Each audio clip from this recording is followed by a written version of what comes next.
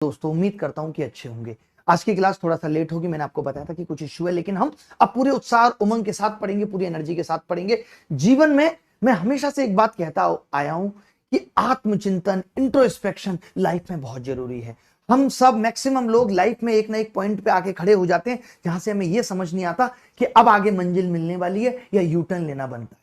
चाहे वो रिलेशनशिप हो, चाहे वो जीवन के किसी भी पड़ाव पर हो, चाहे हम बिजनेसमैन हैं, चाहे हम क्रिकेटर हैं, चाहे हम विराट कोहली हैं, चाहे हम कोई भी हैं। मैं लगातार 2012 से पढ़ा रहा था। मेरा सपना खुद के सपनों को हकीकत में बदलना था, लेकिन 2015 तक लगातार 4 साल मेहनत करने के बाद मुझे ऐसा लगा कि मैं इतना कुछ पढ़ाने के बाद भी क्यों वो किक मुझे नहीं मिल पा रही है अपनी लाइफ में। क्या मैं गलतियां कर रहा हूं, क्या मुझे सुधार की जरूरत है। और उस चीज को इंट्रोस्पेक्ट करने के लिए मैंने 4 महीने के लिए सरकारी नौकरी ज्वाइन कर ली, जबकि सरकारी नौकरी ज्वाइन करना उस वक्त मेरे जीवन का उद्देश्य कतई नहीं था। मैं तो ये चाहता था कि मैं ये देख पाऊं कि मेरी कमियां कहां हैं। मैं हमेशा लोगों को कहता हूं, आज आप देखते होंगे आपके जीवन में भी घर परिवार रिश्तेदार में कितने सारे ऐसे लोग हैं जो कभी गलतियां करके ये तक नहीं सोचते कि उन्होंने किसी को हर्ट किया है, उन्होंने गलत किया है, या वो कभी सॉरी बोलना नहीं जानते। लाइफ में सॉरी सिर्फ दूसरों को नहीं बोला जाता। हम जब खुद से ये देखते हैं कि शायद मैं गलतियां कर रहा हूं, मैं वो चीजें कर रहा हूं जिनसे मैं सफल नहीं हो सकता, अब मुझे सच में आत्मचिंतन की जरूरत है। आत्मचिंतन हमें हमारी कमियों और अच्छाइयों में आभास कराता है। वो हमें बताता है कि हम यहां गलत हैं, यहां हमारे एफर्ट में कमी है।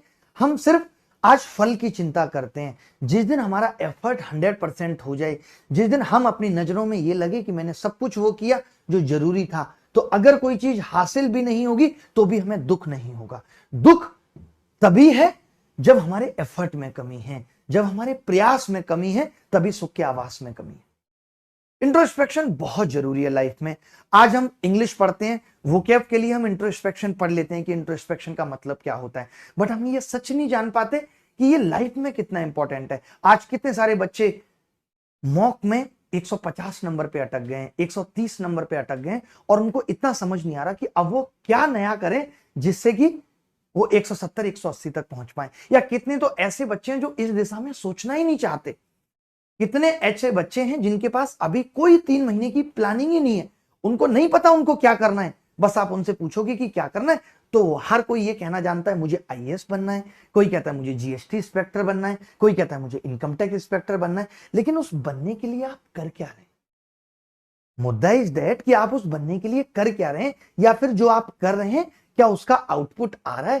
क्या आप एक दिन पता करेंगे सीधे सीधे कि आप पेपर में रिजल्ट आया और आप फेल कर गए और खुद और दुनिया को हर्ट करेंगे?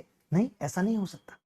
आपको जीवन में हर दिन हर वीक ये एनालिसिस करना पड़ेगा, ये इवेल्युएशन करना पड़ेगा। बैठकर एकांत में, आप में से कितने लोग हैं जो एकांत में बैठकर सोचते हैं कि वो जो जीवन में कर रहे हैं वो वाकई में सही है? कितने लोग आप में से सोचते हैं?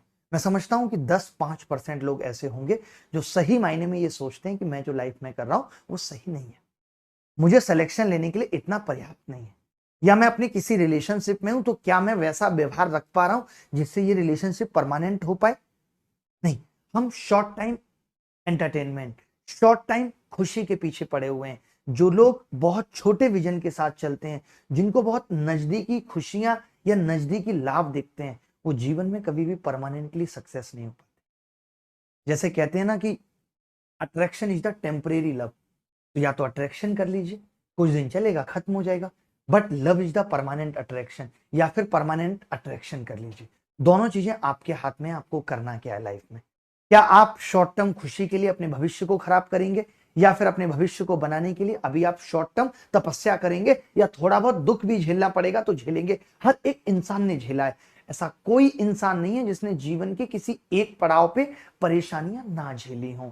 हर एक इंसान झेलता है। जरूरत है या आत्मचिंतन की। अगर आप कोई स्टार्टअप चला रहे हैं, अगर आप कोई बिजनेस कर रहे हैं, तो ऐसा नहीं होता कि आज आपको सीधे पता चलेगा, 1 साल बाद आपके सीए ने बताया कि आपको 1500 करोड़ लॉस हो गया।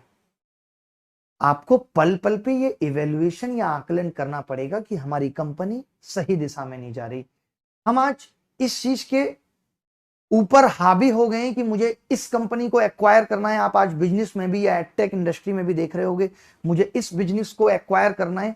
हमें लगता है कि एक्वाइजिशन इज द सक्सेसफुल बिजनेस, जबकि ऐसा नहीं है। मैं ये कहता हूं कि अगर आपको ये लगता है कि किसी कंपनी, कोई कंपनी बहुत अच्छा कर रही है, तो हम उसकी कैरेक्टरिस्टिक एक्वायर कर सकते हैं।